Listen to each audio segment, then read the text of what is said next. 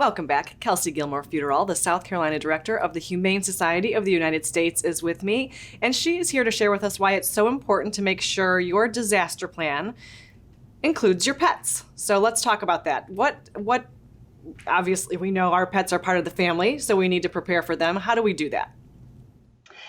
Well, things are a little more complicated now with COVID-19, right? So our original disaster preparedness kit for when we're getting ready for hurricanes or other storms, weather events, or even if we just need to evacuate our home because of some other disaster at the house, include things that are important to your pet. So you want to make sure you've got enough food and medication that your pet takes, and make sure that the dosage and the timing of that medication is included on the bottle or whatever container you have it in.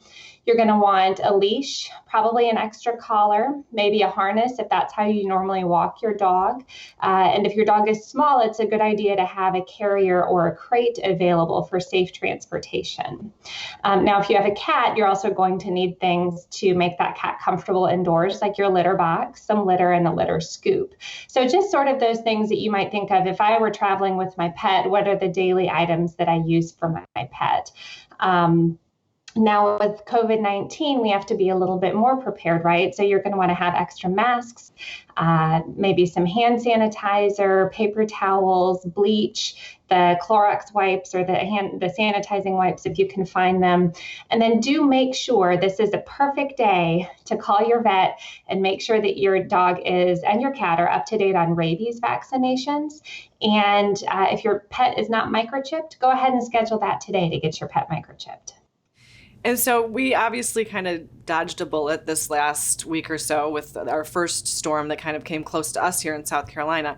But obviously we're still kind of in the heart of that season. So you've given us a lot of great advice so far. What goes into, obviously we need to take care of our pets, but what do we need to make sure that we're going to be safe so that we can continue to take care of the pets? Right. So it's a good reminder that if it's not safe for you, it's not safe for your pet. So if you're contemplating leaving the area for any reason, make sure that you've got those arrangements for your pet as well, whether they get to go with you or whether you've got a friend or family member in a safer space that isn't normally affected by the weather that your pet can go to if for some reason you go somewhere that your pet isn't allowed. So we do want to make sure that we're taking care of ourselves right now too, right? So being as healthy as we can, making sure that we personally have all of our information put together for our medications, and kind of your disaster bag that's all ready. We went through and prepared ours this weekend. Ours includes things like walkie-talkies and batteries and flashlights and other things so that we're prepared if a disaster hits. So just making sure that those things are ready now. And this last storm was a really good reminder that they come at any time. And so it's a good time to be prepared and to get prepared. And you mentioned a little bit earlier about if your pet's not allowed where you're going to evacuate. Tell us about if you're going to a hotel, is it mandatory that they allow pets if it's a mandatory evacuation? How does that work for that?